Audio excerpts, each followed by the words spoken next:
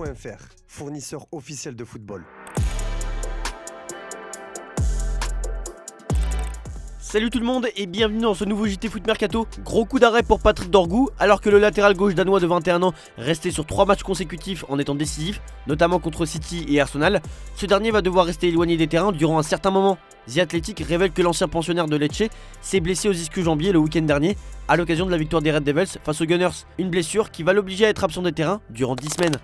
Ce sont des débuts de rêve pour Michael Carrick à la tête de Manchester United. Après avoir battu City dans le derby, c'est le leader Arsenal qui a perdu 3-2 à domicile. Aujourd'hui à Naples, Scott McTominay garde un œil attentif sur son club formateur. Le milieu de terrain écossais se réjouit des débuts prometteurs de Michael Carrick sur le banc des Red Devils. No, I'm not, to be honest. He's such a great guy, Michael. I've got so much love and respect for him.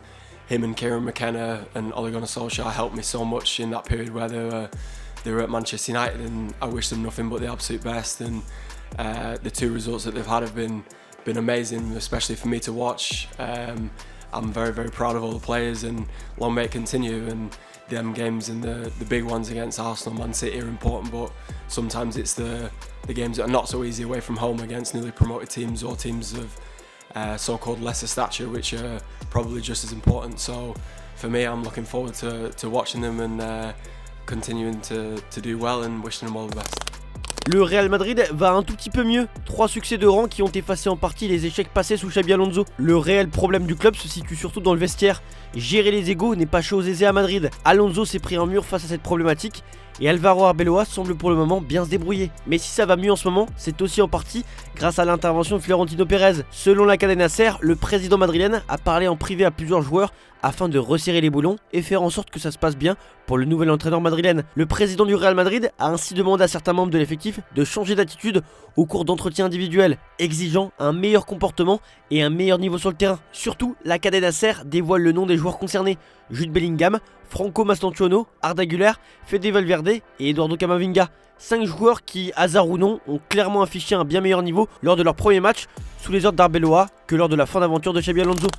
Un match ferme pour Valentin Barco, suite à son rouge reçu face à Lens en novembre dernier. L'Argentin avait écopé d'un match ferme et d'un autre avec sursis. Il y avait une règle claire, ne pas recevoir de carton lors des 10 rencontres suivantes.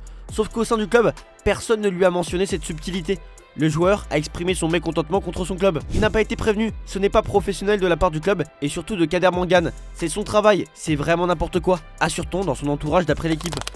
L'OM n'utilise vraiment plus Angel Gomes. Il n'a joué que 3 petits matchs depuis décembre 2025. Et selon nos informations, un club de Première Ligue s'intéresse au milieu de terrain. La direction de l'OM a fait comprendre qu'elle n'était pas fermée à un départ du joueur. Wolverhampton est intéressé par le joueur. Le club anglais est mal engagé dans la lutte pour le maintien en Angleterre, lanterne rouge de Première Ligue. Ce club est forcément actif sur le mercato hivernal. L'intérêt des Wolves pour Angel Gomes est notamment lié au potentiel départ d'un ancien de Ligue 1, Jean-Rick Bellegarde, qui est suivi de très près par Besiktas.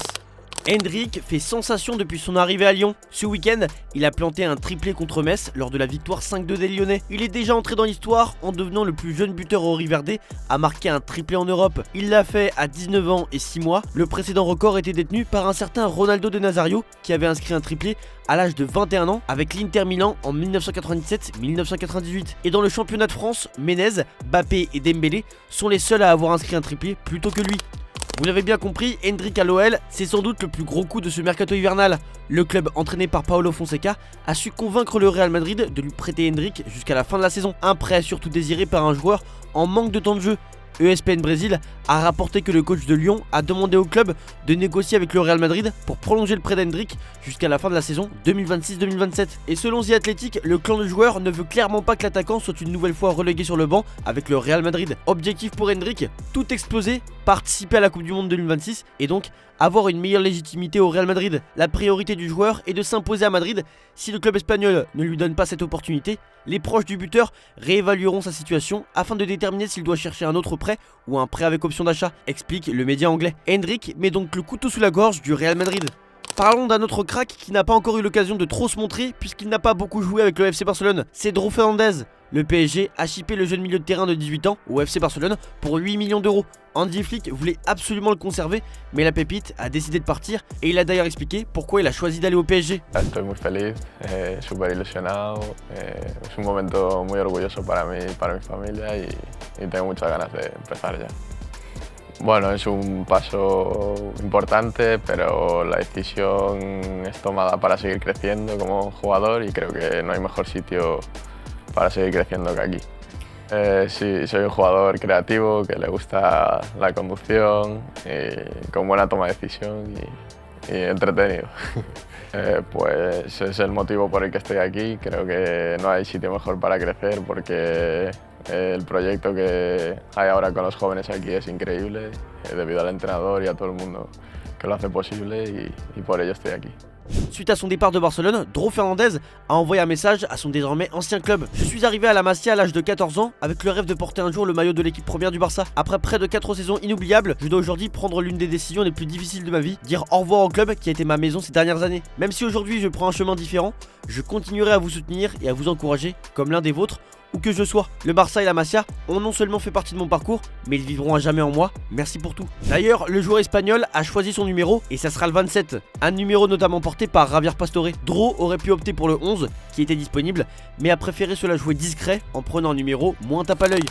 Le PSG n'aurait pas dit son dernier mot sur le mercato, à quelques jours de la fermeture du marché hivernal. Luis Enrique a fait savoir que le PSG restait à l'affût concernant une ou plusieurs arrivées potentielles. C'est la même chose pour tous les joueurs. Nous aimons signer des joueurs jeunes. Nous aimons signer des joueurs jeunes. Nous aimons les joueurs de qualité. Ce n'est pas facile de trouver des joueurs de qualité pour améliorer notre effectif. À l'avenir, il peut être un joueur important. On est encore ouvert au mercato pour être prêt s'il y a une opportunité.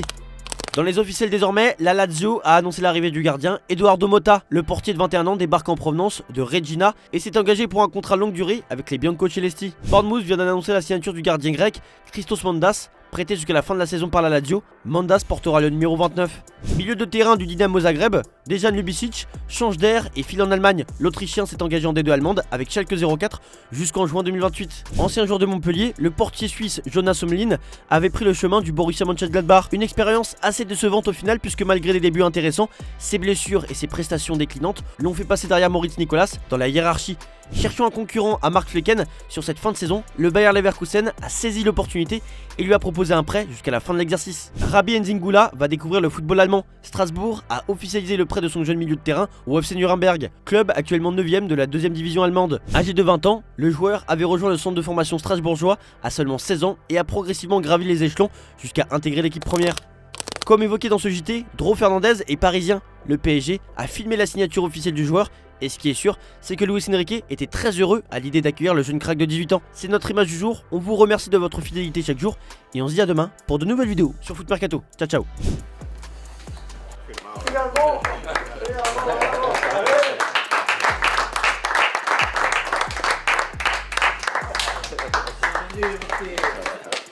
Aquí firma 50 goles, 50 asistencias.